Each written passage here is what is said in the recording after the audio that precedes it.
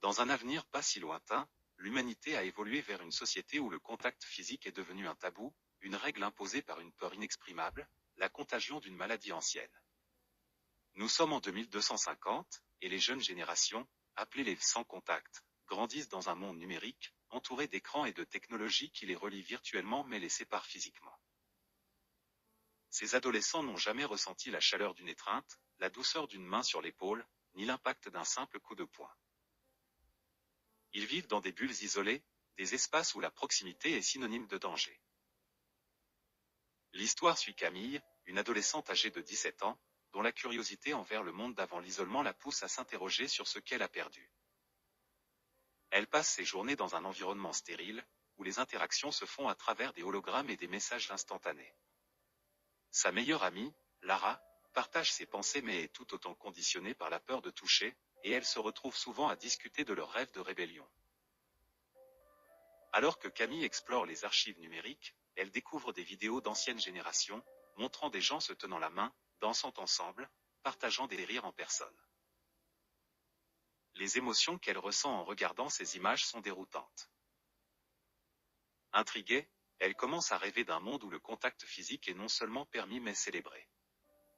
Pour la première fois, elle se sent piégée dans une réalité qu'elle n'a pas choisie. Un jour, lors d'une promenade dans un parc virtuel, elle rencontre Noah, un adolescent membre d'un groupe secret qui prône la redécouverte des contacts physiques.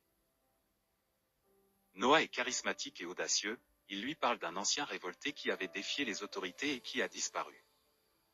Ensemble, ils commencent à planifier une rencontre clandestine, un événement où les jeunes de leur génération pourraient enfin se toucher sans crainte.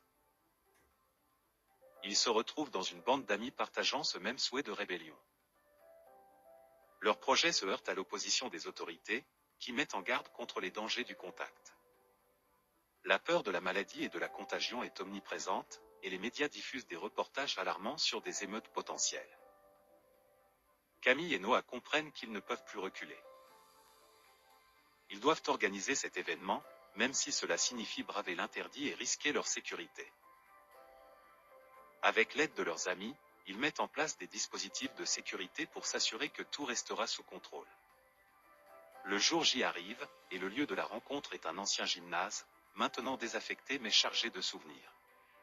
À mesure que les participants arrivent, une tension palpable monte dans l'air. Ils échangent des regards nerveux, certains d'entre eux n'ayant jamais été aussi proches les uns des autres. Camille, prise d'angoisse, se demande si elle a vraiment pris la bonne décision. Mais lorsque Noah prend sa main, une étincelle d'énergie se propage entre eux. C'est un moment que personne n'a jamais connu.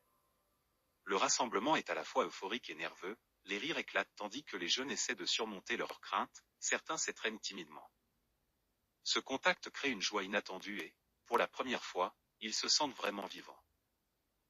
Cependant, ce moment d'unité est rapidement interrompu par l'arrivée des autorités, alertées par des drones de surveillance.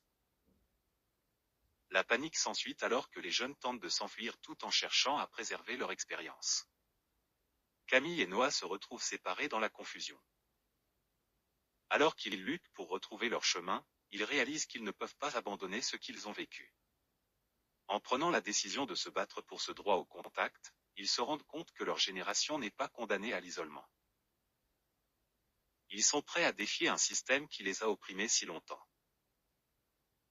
À la fin, Camille prend la parole devant un public virtuel, partageant son histoire et celle de ses amis. Le mouvement commence à gagner du terrain, et des voix s'élèvent dans leur lutte pour redécouvrir la connexion humaine.